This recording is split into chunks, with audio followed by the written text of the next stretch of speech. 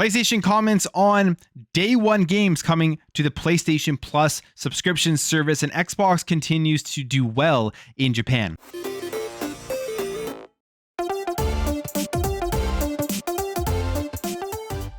All right, guys, before we get into this, I have 4 months to hit my goal of 10,000 subscribers. I see a lot of you are new to this channel. If you are, please consider hitting that subscribe button if you enjoy this video. All right, guys, before we get into this, I see many of you are new here.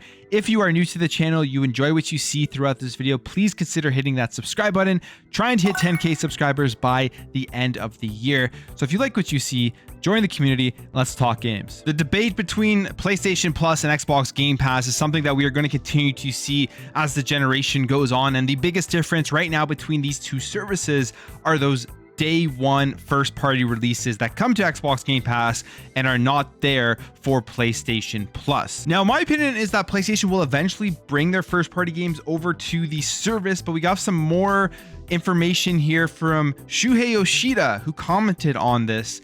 And it sounds like what PlayStation is thinking is that they have no plans, at least in the near future, to actually bring their first party games to PlayStation Plus on day one. So Yoshida was asked about this, and he says here, "We believe in the premium release of titles at launch. The new PlayStation Plus has tiers, and essentially it's like the old PlayStation Plus. We still release 2 or 3 new games every month, and a new tier Extra has a catalog of hundreds of games for people to play. For Extra, our approach is we like to help the publishers with life cycle management.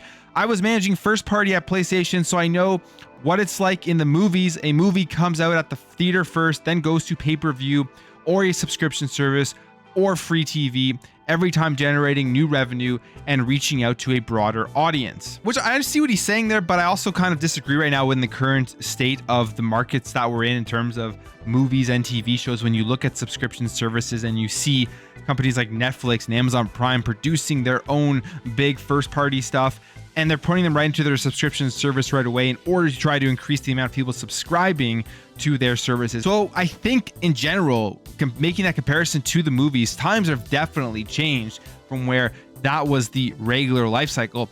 And when you look at the video game industry, times have completely changed, being pushed forward to give more value to customers by Xbox with Xbox Game Pass and their ecosystem.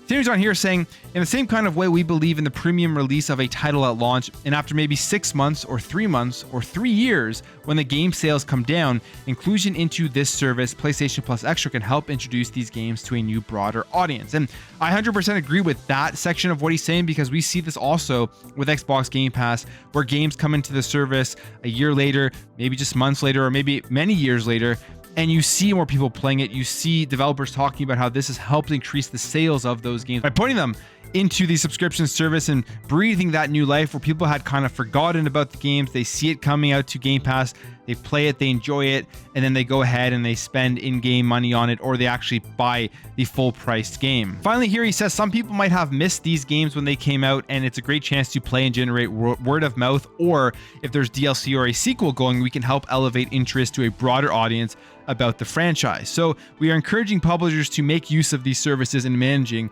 the life cycle of each title. He also says here that the subscription services are kind of experimental for Sony at this point. So there's some pretty interesting insights here as to the way Sony is thinking about PlayStation Plus with their different tiers of Extra and Premium. As of right now, it looks like they have no plans to put in their first party games into the service, but I do foresee that changing, especially after things like Call of Duty come over to Xbox Game Pass and other Activision Blizzard games.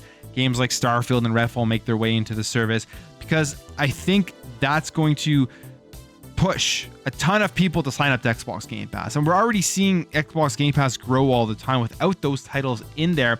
We're seeing the Xbox ecosystem grow. In a year in 2022 where Xbox first party studios haven't released a massive game day and date into Xbox Game Pass yet, and the fact that their subscriptions are growing, they're still selling their consoles, and their ecosystem continues to expand, is proof that you don't need the first party stuff to grow.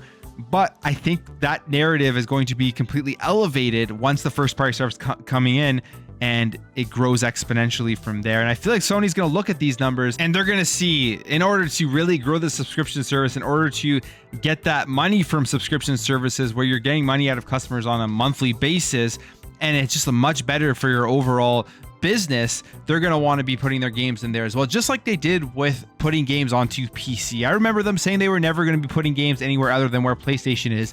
And then now we see it on PC and how much of a success that is. So every time Sony says stuff like they're going to keep doing things the way that they're doing it now, you could pretty much bet they are going to be looking at the industry and they're going to be adjusting to where the industry is going, and they're going to make those changes in order to make sure that their bottom line continues to be able to grow. And I think the subscription service is the future. I think putting games into Game Pass or into PlayStation Plus as well, day and date, is what's going to be the big competition between all of these subscription services. And then you also have to consider like the value of what you're getting. If this is the part that is craziest when you compare these two services, is just the pricing of them, because PlayStation Plus Extra, which isn't even their highest tier where you get all of the access to all of the backwards compatibility stuff with like the streaming of PS3 games, it's costing more than paying for 1 month of Xbox Game Pass Ultimate. And you can see here, it's $15 for Xbox Game Pass Ultimate, gives you everything that's included in there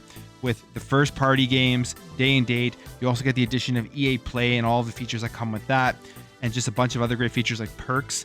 But PlayStation Plus, their extra tier, which isn't even their higher tier, is the same price as Xbox Game Pass Ultimate. Then if you want premium, it's an extra $3. So it's crazy the difference in value just from the first party games alone you're getting with Xbox Game Pass Ultimate. And if you want the highest tier of PlayStation Plus, you're going to be paying more. And I think at some point people are going to be demanding more, at least out of PlayStation Plus Premium, and they're going to be eventually adding more value by putting some of their first party games into the service. So TGS passed. It was, in my opinion, a great show for Xbox, showing off a bunch of stuff coming over to Xbox Game Pass. Yes, they were older games. They weren't brand new day one new releases, but there's definitely a lot of games that people are going to be interested in playing in Japan and everywhere else where the games are going to be available. And now we got some more numbers updating the actual sales of Xbox consoles in Japan last week. And the Xbox Series X and S, after the show, it seems like, has really gotten a nice boost in sales, selling a total of 14,077 units, outselling the PS5, which only sold 11,180 units. And we take a look here. This is always something that's interesting to track at the Xbox Series X and S versus the Xbox 360, which was an actually decent console in terms of sales within Japan. And you see the line here going up, and it seems like it is going to end up passing the overall sales of the Xbox 360 at some point. It really just shows the amount of work that Xbox is doing in Japan to try to be more in the mind of Japanese gamers, get a bigger foothold of the market, because it's pretty tough after how badly the Xbox One did. Nobody was thinking about Xbox in Japan, coming off of the 360, which was much better in terms of having JRPGs on the platform, having games that were exclusive to the Xbox 360 that were only sold in Japan, where you'd have to pick up the console in order to play them. But now we're in a different era of gaming with the ecosystem, with Xbox Cloud Gaming. And if they're able to bolster the Japanese titles on Xbox and Xbox Cloud Gaming, I think that's going to have a huge impact on the amount of people picking up the consoles and the amount of people playing within the ecosystem. Now, the other interesting thing about this number here is that 13,211 of the total units were Xbox Series S, where only 866 units were the Xbox Series X. Now, it would be interesting to know if that's because there was just a huge shortage of supply for the Xbox Series X, or were people going into stores and choosing the Series S over the Series X because of the form factor and because of the price and the value that you get when you buy an Xbox Series S. I would love to know why people are choosing the Series S over the Series X, if that is the case in Japan.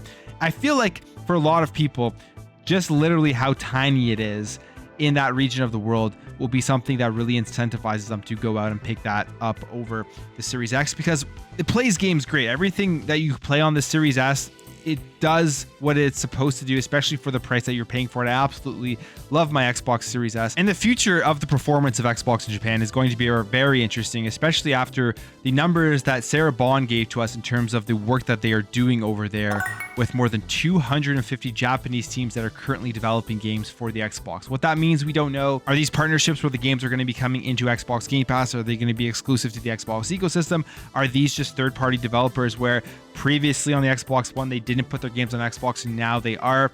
All that stuff we're going to see eventually once these games are announced and released. But the work is paying off. You can see it by the numbers. You can see that more people are interested. We still haven't seen the Xbox Game Pass subscription numbers in Japan, and I think that's going to be very telling as to if their strategy is working, especially with cloud gaming and being able to play these games on things like your mobile phone or handhelds in the future.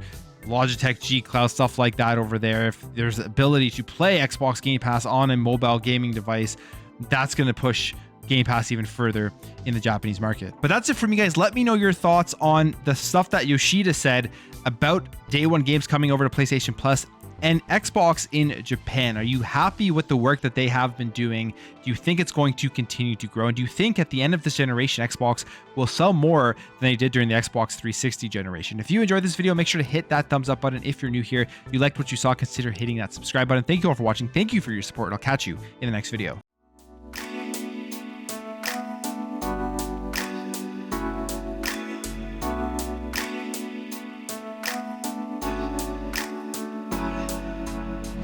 Bye.